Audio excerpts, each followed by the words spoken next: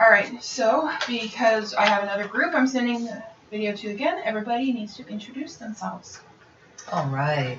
Alright, I'll go first. I'm Benjamin Clifton. I'm a student. I'm Tess Clifton. I am an educator.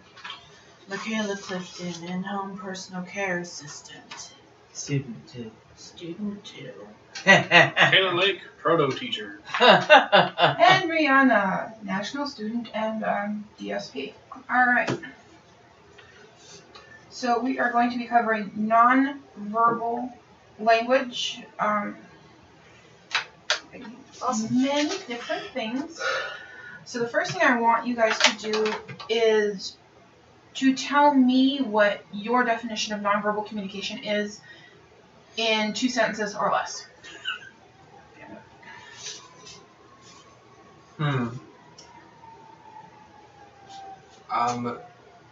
Facial expressions and body language and gestures. Okay.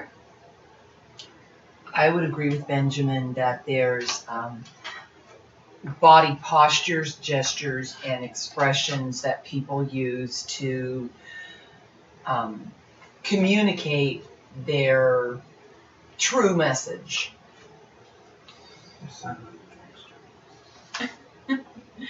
Yeah, I would agree with Ben too. The facial expressions and body posture. Honestly, I don't really know what to add to it. It's a pretty complete summary to me. I mean, I could break it down specifically into the kinds of things, but I don't think that would be much help. Alright, so there's actually 9 components to nonverbal communication. First one is we've all talked about already is facial expressions.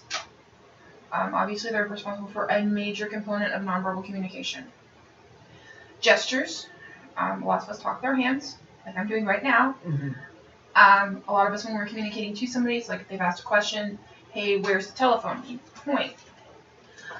Then there's paralinguistics, and this is vocal communication that is separate from actual language. So if you go, or you sigh, you groan, Grunt. you grunt, exactly.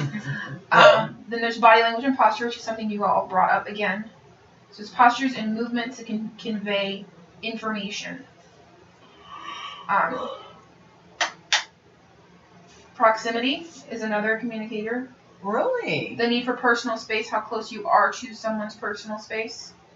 So for example, you would be much closer in space to a friend, a relative, a spouse than you would be to, say, one of your students. And that's considered to be part of the nonverbal It is. Communication Exactly. quadrant. Interesting. Then Well, eye it makes gaze. sense. I mean, if you're angry, you're going to move into someone's face. Mm-hmm. eye gaze, the way you are looking at somebody or not looking at somebody. Isn't that part of facial? It is part of facial, but it's a separate component of facial. Okay, because if you were, for instance, saying something and making one expression with your face but looking away with your eyes, that could infer something else. Like, Exactly. I really do like what you're looking at, what you look like today, honey, but you're not looking at them. Right. Right. Interesting. Or you We have need the. Keep going. Oh, Sorry. Another aspect is haptics, which is communicating through touch in your nonverbal behaviors. Like a punch. A punch, well, they're the most obvious. or if you're working with a student and you touch the back of their shoulder, Kind of told. like if you're moving through your classroom and redirecting through touch or tapping on the desk. Or even just letting them know where you are. I was told Exactly. not to do that. Yeah, we're not supposed to. Yes. Appearance, the choices of what color you're wearing, what clothing style you're wearing, your hairstyle, all affect how other people are going to perceive you and how they're going to perceive your nonverbal and verbal communication. I did that very well. And then the other things are artifacts, any objects or tools or images that we can use to communicate nonverbally. Well, like PAX. Text would be an excellent example of that. So Pictorial. a pictorial communication, emojis in texts or in emails are all nonverbal For communication. some people, it's the only way they can communicate. So for the activity we're going to be doing today, we have images that are drawn images and an actual face the idea is to go through and try and label as many emotions as you can, and to see which side is going to be easier, whether it's going to be the actual facial expressions or representation of a facial expression. Okay.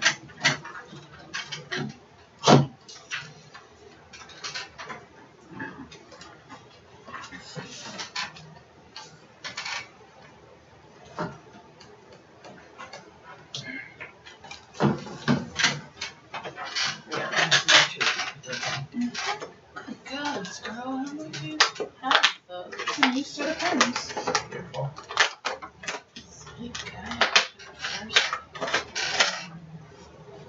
I'll just take regular blue. May I take it back? Okay, so Was that a nonverbal communication? Now, what do you guys think? Do you think the choice of pen color would be a nonverbal communication? Yeah. Sure. Yes. Yeah, Good. students learn to fear the red pen. That's why I don't use one. Okay, so we've got about, let's say, 2 minutes to label the facial expressions of the man, and then Okay. we'll move on to the emoji faces.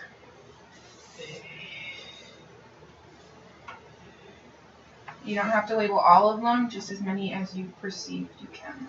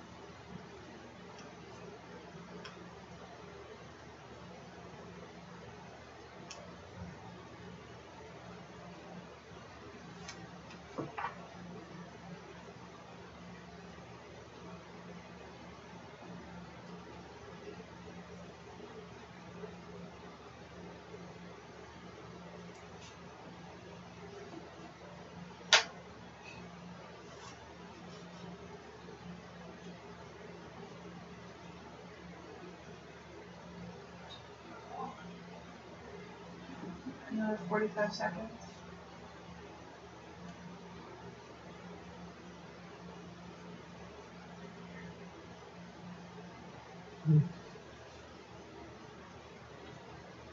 Alright, last one.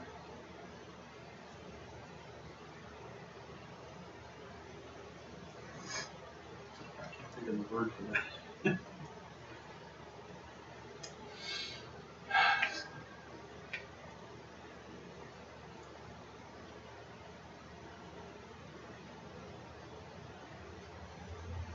Okay. So we're going to go around the table, and I'm going to ask, we're going to start with the upper left-hand corner. Okay. Ben? He's angry. Are we supposed to go from picture to picture, No. that's not down, good. or Just saying the same the thing? top. The left. top one. Yeah, he's angry. Michaela, what did you put? Anger. Taylor? Annoyance. Okay. Like, So- on the angry spectrum of annoyance. But So that one was fairly easy for everybody to identify, and it was, in fact, anger. Alright. Image down from the top left. I didn't know. I said he was kind of cocky or kind of contented. You know, he knows that what it is he's got is right or something like that. It kind of envisioned him playing cards, and he's sitting there with 21. Okay. Michaela? Well, that's the face I make when I'm interested in something. So I put interest. content or smug. That one was actually labeled as contempt.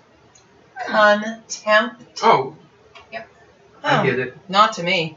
No. Well, almost, Alright. almost the same thing though. I would say the one that's. I would Alright. say that there's a different one, but that's okay. Bottom left. Disgust. Okay. Disgust. I put that one as confusion. Scornful or Yeah. disgusted. Okay, that was in fact disgusted. So top right. Let's start with Taylor this time. I put surprised, but not in like a pleasant way. In like a whoa. Okay, Michaela? also. Yes. Mhm. Fear. Okay. I put startlement or apprehensive. I didn't know that one either. All right. So that one was in fact fear. Oh. So, all right, Taylor. Happy and amused. All right, Caleb. Amusement. I put smug amusement. Happy. Okay, so that one was labeled as happy. Unimpressed or nonplussed. Okay. I just put a question mark on that one. Bored. It was just Yeah. He's bored. Okay. Ben, so you said Bored. very bored. That one, he's actually supposed to be sad. I did not read No, it that way. that's not sad. Okay, we'll talk about that. No, that's not sad. Bottom right. That one I put as, I couldn't think of the words, so I put off guard. More of a what? Surprise. Yeah, Rather surprise. than a whoa, surprise. Yeah. shocked. What am I seeing? Surprised. I kind of put impressed or surprised by something minor, not Okay. major. I put shock. He's Shock. surprised. Okay, so that one was surprise. Now, let's talk about what are some of the indicators that you guys used. Did you read the indicators that were labeled on the paper, or No. what were you using to determine the emotions? The eyes and the positioning of the lips. And the I eyebrows. did both the picture and read the stuff. I looked at the picture first and then I read, and then if one of them wasn't one that I really could judge, like the one that to me looked bored, that would be the one on the right side, third from the bottom. Mhm. I kind of read the other thing to see, to see if that would give me any indicators or support of what I thought. Yeah, I looked at the picture and then I read the indicators and then I made my decision. I did not read the indicators, but only because I didn't think that all of them were quite as thorough as some of the other ones were. Like, there were other aspects that I would be reading. Like, I'm always looking at what the brow are doing, or I'm always looking at what the eyes are doing, but that's not in all of the pictures. So I figured I'd just freestyle it. Okay. Alright, so let's move on to our little emojis. I'm old, I can't read emojis. I can't read them either. Alright, so I'm going to ask you to stick to the top row, just for the sake of time. And let's try to label as many as you can in 45 seconds to a minute.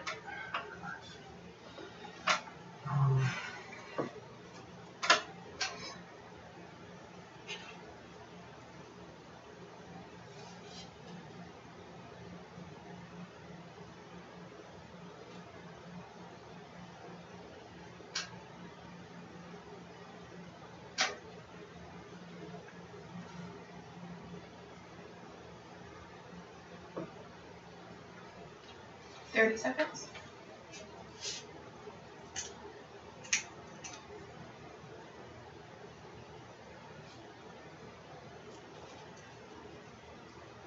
And are we supposed to only do the first one? Only the first row.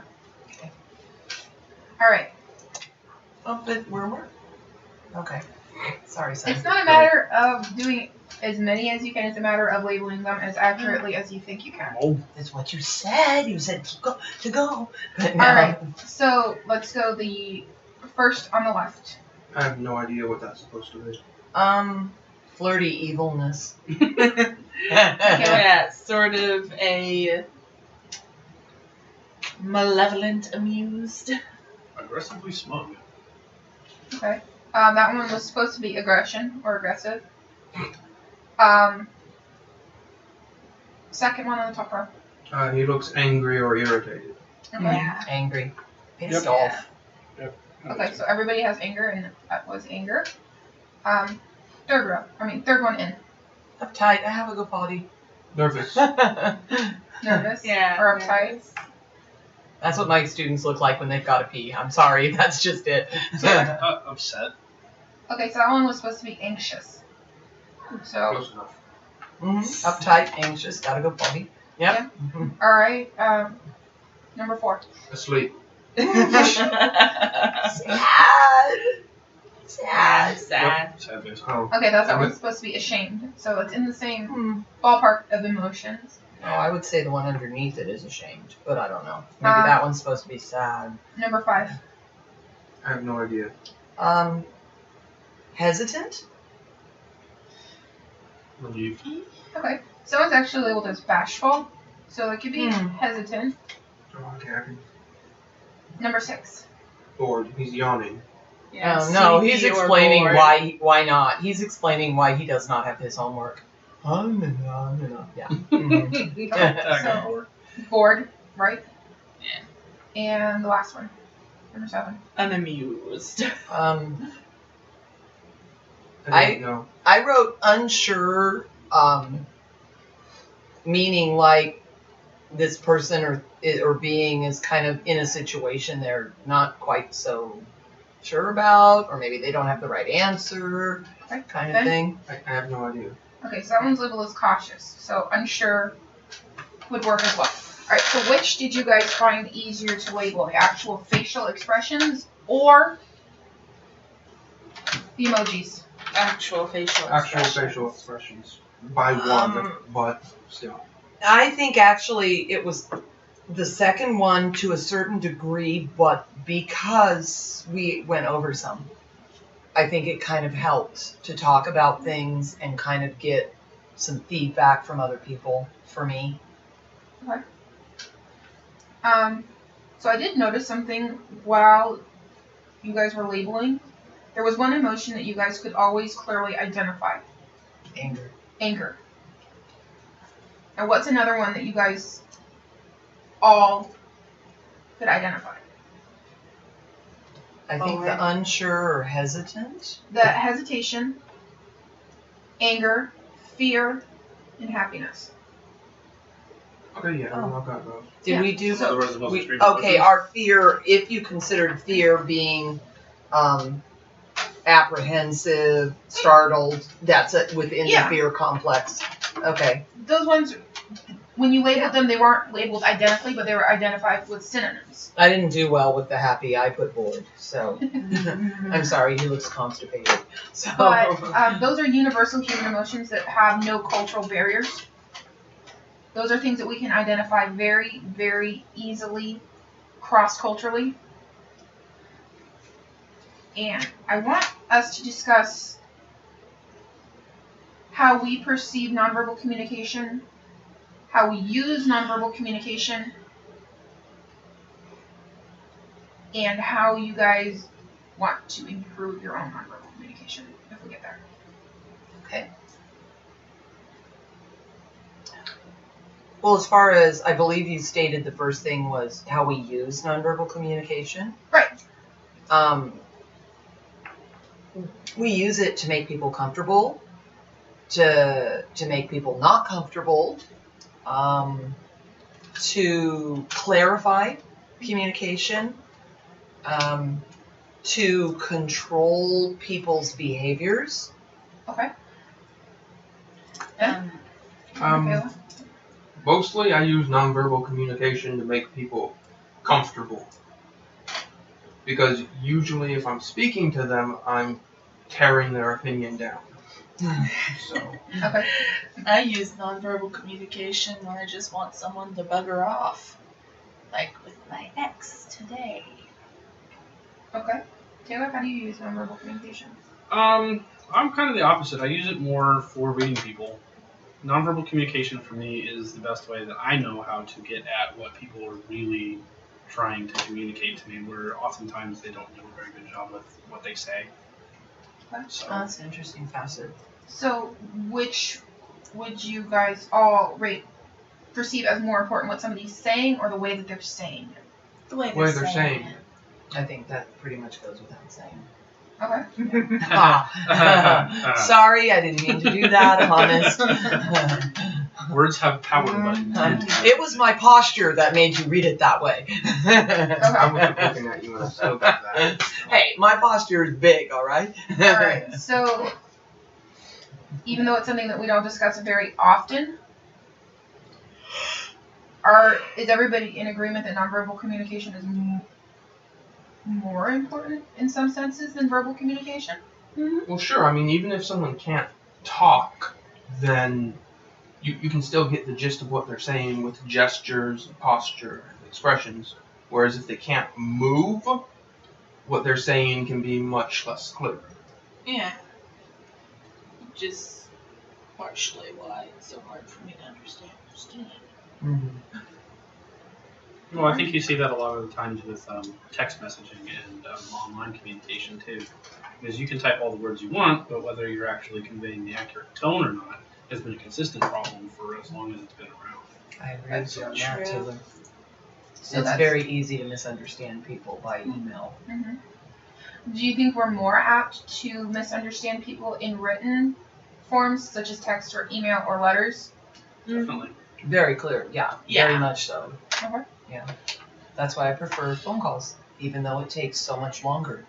I don't even like phone calls. I like to just talk in person because Yeah. phone calls doesn't even do it for me. I can get tone, but I still don't.